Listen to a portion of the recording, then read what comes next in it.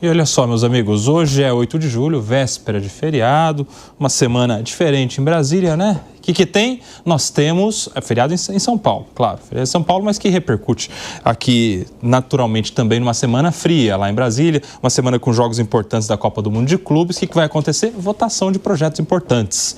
E o primeiro deles que vai ser discutido no Senado é um projeto de lei que afrouxa a lei de responsabilidade fiscal ao excluir gastos com terceirização e organizações do terceiro setor. O André Anelli chega para explicar para a gente este projeto que vai ser votado no Senado, porque parece estar havendo aí uma pressão para essa flexibilização. É isso, Anelli? Explica para a gente. Bem-vindo novamente.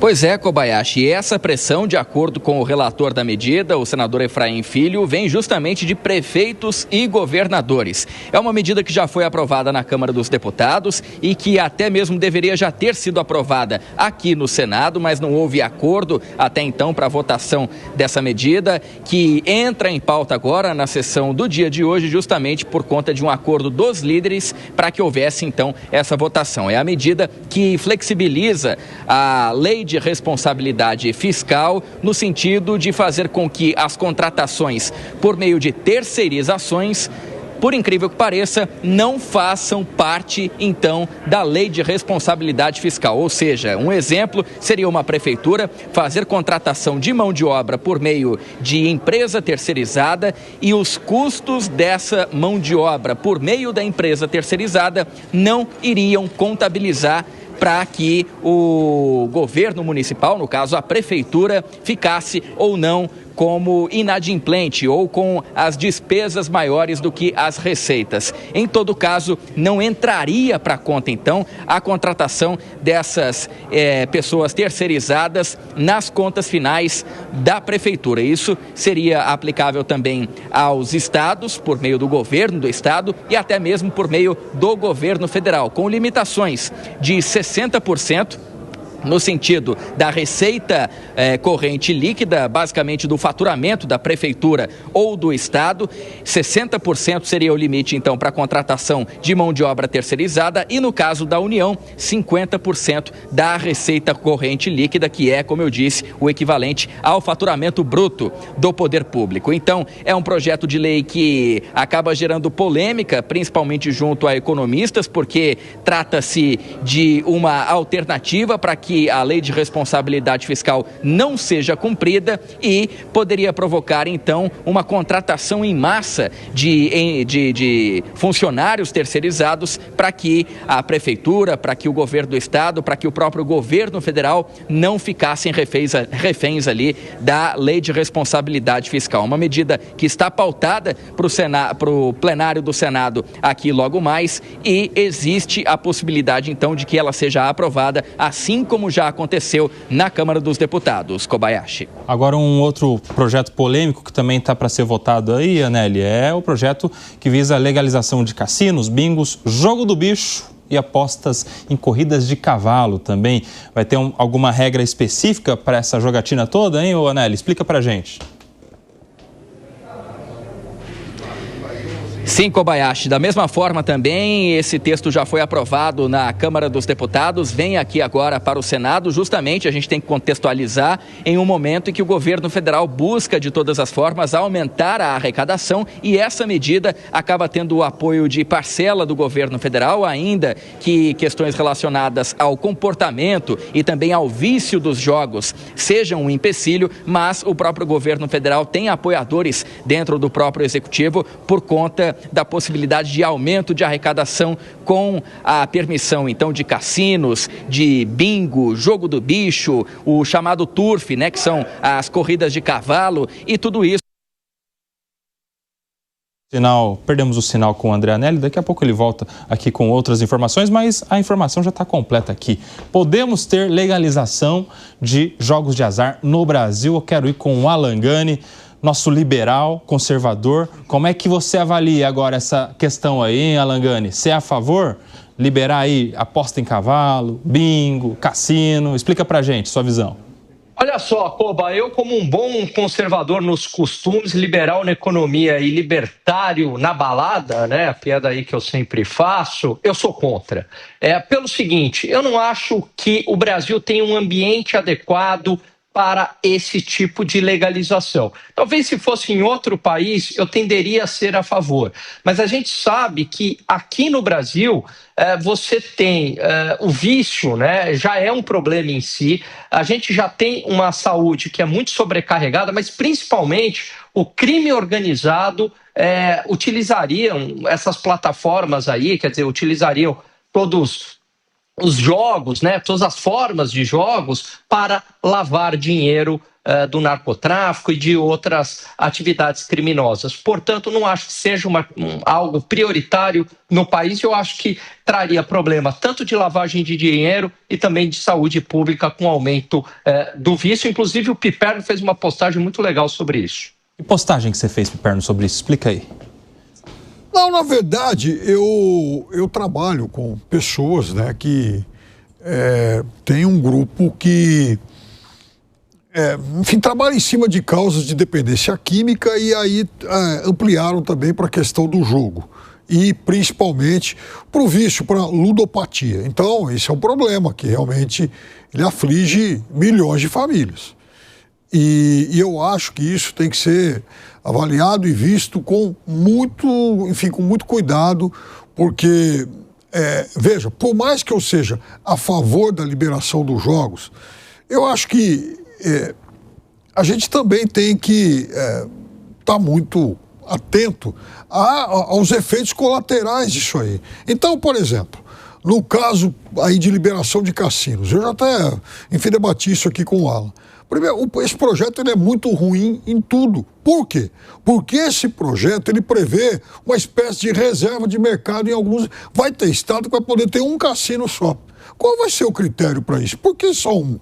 Tem que ser parente de pessoa importante. Então, é aí que tem o problema. Então, aí já começa o problema. Segundo, eu acho que é fundamental que parte do dinheiro arrecadado, parte dos impostos arrecadados, já seja tributado, já seja carimbado, verba que já sai para atender pessoas que vão sofrer de dependência. Então, porque a gente vai...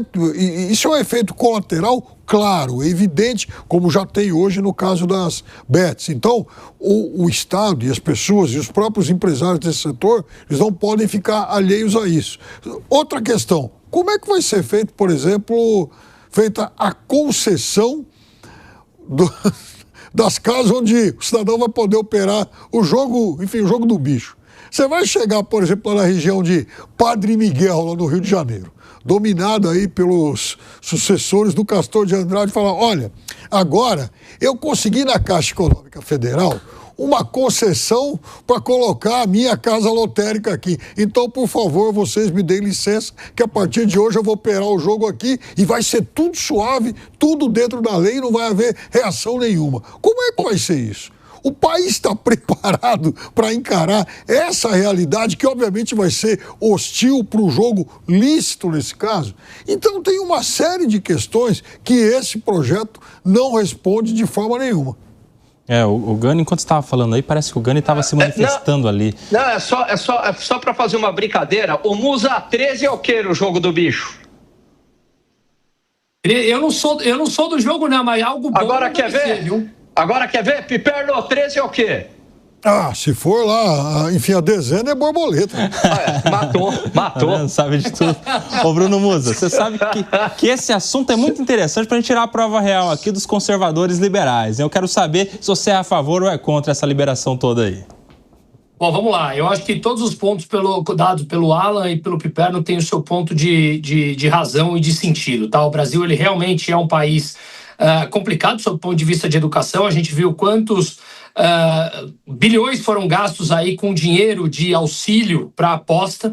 Mas, como muito bem disse, ontem nós comentamos e hoje também, eu, assim como o Gani, compartilho, eu sou conservador nos costumes, sou libertário na economia, então não acho que é o Estado que deva dar a prerrogativa de decidir aonde você vai gastar o seu dinheiro. Agora, veja, você não pode gastar o dinheiro que é distribuído pelos Bolsa Família, benefício de prestação continuada, afinal de contas, esse é um dinheiro oriundo do pagador de imposto como um auxílio. Esse dinheiro deve ser usado para o auxílio deles. Se você é dono do teu próprio dinheiro, ganhou o teu dinheiro, eu acredito que você deva ter a liberdade para fazer isso. Mas um comentário me chamou a atenção, que eu concordo, do Piperno, da dificuldade, quem vai ser, onde será a loja, onde serão os jogos e tudo mais. Volto no que nós falamos ontem. Dê um passo atrás. Eu acho que a burocracia criada pelo próprio Estado acaba dificultando isso ou impondo regras, como você brincou no começo, Cobá. Quem vai poder ser dono de um jogo vai ser o amigo do rei. E aí a gente começa a criar as disfunções que nós vemos já em outros locais da atividade econômica brasileira. Ou seja, privilégios setoriais para quem é mais próximo ao poder como um todo. Então, de novo, acho que eu deixei claro aqui. Filosoficamente, eu acho que não deve ser o Estado quem determina onde você, eu ou qualquer outro possa gastar o seu dinheiro, desde que você tenha ganhado através do seu próprio suor. Muito bem, agora eu quero entender, Zé Maria, porque há uma resistência aí na aprovação deste projeto. Uma resistência de uma bancada importante, que é a bancada evangélica, uma das maiores do Congresso Nacional, que traz consigo a bancada justamente esses princípios aí de conservadorismo, contra o vício, inclusive o vício em jogos que a gente tem visto crescendo no Brasil. Você acha que tem clima para esse projeto passar ou a bancada evangélica vai conseguir restringir a aprovação desse projeto? É porque uma divisão ali sobre, mesmo os contrários, dizem que é preciso regulamentar para ter o assunto nas mãos.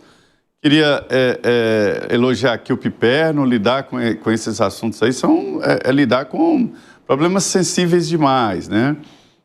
Existem várias dependências e a ludomania é uma delas, e forte, né? Não é um gosto assim, vamos dizer, aumentado, não. É uma dependência, isso arrasa a vida de uma pessoa.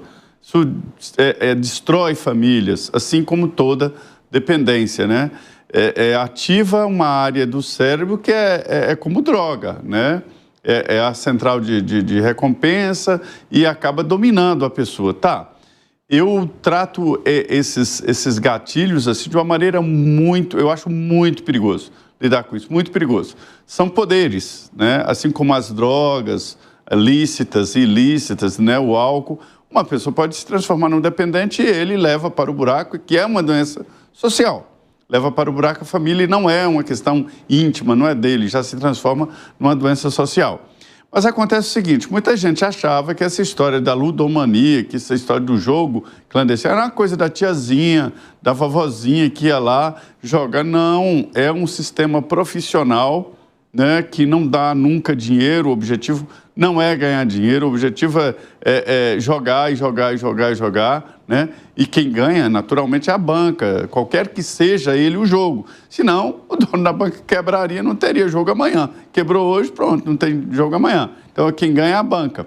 Então, isso está muito claro. Então, o que eu queria explicar é que existe ali uma divisão, mesmo os contrários, de que se houver a continuidade da proibição, o jogo vai continuar.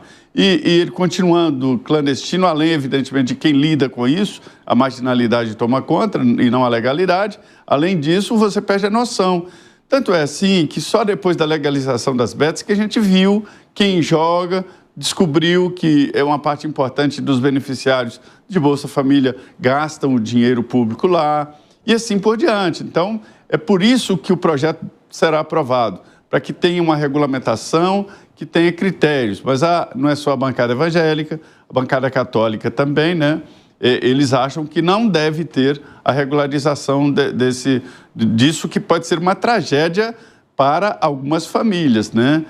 Mas, olha, são coisas, eu diria que são cicatrizes da humanidade que são difíceis de lidar e ninguém sabe por que exatamente esse vício acontece. Tem gente que joga, sai, vai embora, tudo bem, mas algumas pessoas ficam. Ô Zé, e tem lobby para aprovação disso também? Tem aí um setor interessado que isso seja muito aprovado? Como é que é?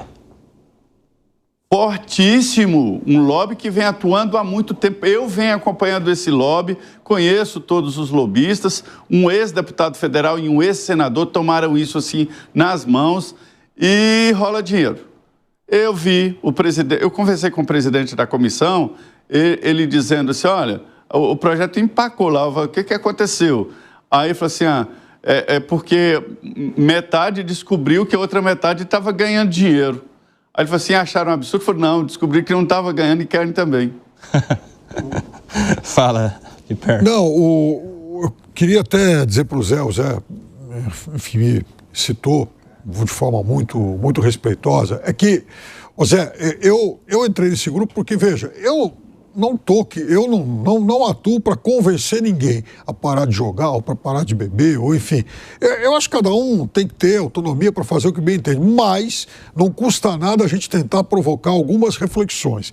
Então, no caso específico do jogo, eu acho que o apostador tem que entender que ele ganhar vai ser uma exceção da exceção da exceção, porque vai ganhar em 99,99% dos casos a banca.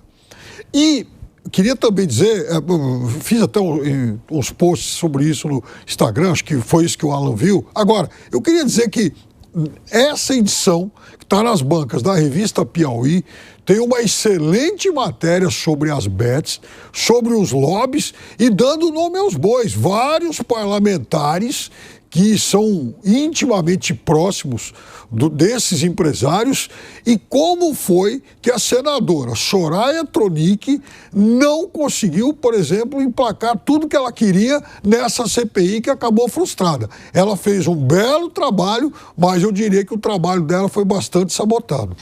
Parabéns pela importante reflexão, Fábio Piperno. E uma dica aqui, não faça apostas, faça investimentos, e aí você segue a dica aí do Alan Gani, do Bruno Musa. Se você quiser mais do que dicas, se você quiser consultoria, contrate aí as agências, as empresas do Alan Gani e do Bruno Musa. Tenho certeza que vai render mais do que essas apostas aí, que geralmente perde, né, o Piperninho? Geralmente perde. Você falou muito bem aí desse percentual aí de frustração nas apostas.